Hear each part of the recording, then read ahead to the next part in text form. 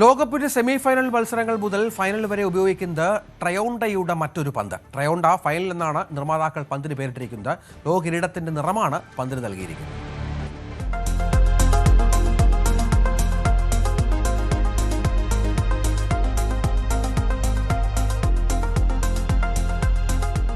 ഇരുപത്തിമൂന്നാം ലോകകപ്പിന്റെ വിശ്വ കിരീടത്തിലേക്ക് ഇനി 2 മത്സരങ്ങളുടെ ദൂരം മാത്രം.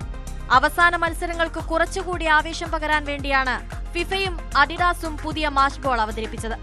ഈ ലോകകപ്പിലെ ഔദ്യോഗിക ബോളായ ട്രയോണ്ടയിൽ വിശ്വകിരീടത്തിന്റെ സ്വർണ്ണ നിറം ഉൾപ്പെടുത്തിക്കൊണ്ടാണ് പുതിയ ബോളിന്റെ ഡിസൈൻ. ലോകകപ്പിന് വേദിയായ 16 നഗരങ്ങളുടെയും പേരുകൾ ബോളിൽ ആലേഖനം ചെയ്തിട്ടുണ്ട്. അതിൽ തന്നെ സെമി മുതൽ ഫൈനൽ വരെയുള്ള അവസാന 4 മത്സരങ്ങൾ നടക്കുന്ന Dallas, Atlanta, Miami, New York, New Jersey നഗരങ്ങളുടെ പേരുകൾക്ക് കൂടുതൽ പ്രാധാന്യം നൽകുന്നു. 2006 ജർമ്മനി ലോകകപ്പ് മുതലാണ് സെമി ഫൈനലിനും ഫൈനലിനും പ്രത്യേകം പന്ത് തയ്യാറാക്കാൻ തുടങ്ങിയത്. അഡിഡാസിന്റെ ഏറ്റവും പുതിയ സാങ്കേതിക വിദ്യയുമായാണ് ട്രയോണ്ട ഫൈനൽ വരുന്നത്. പന്തുമായി പരിചിതമാകാൻ വേണ്ടി പ്രാക്ടീസ് സെഷനുകളിൽ പുതിയ പന്താണ് 4 സെമി ഫൈനലിസ്റ്റുകളും ഉപയോഗിക്കുന്നത്.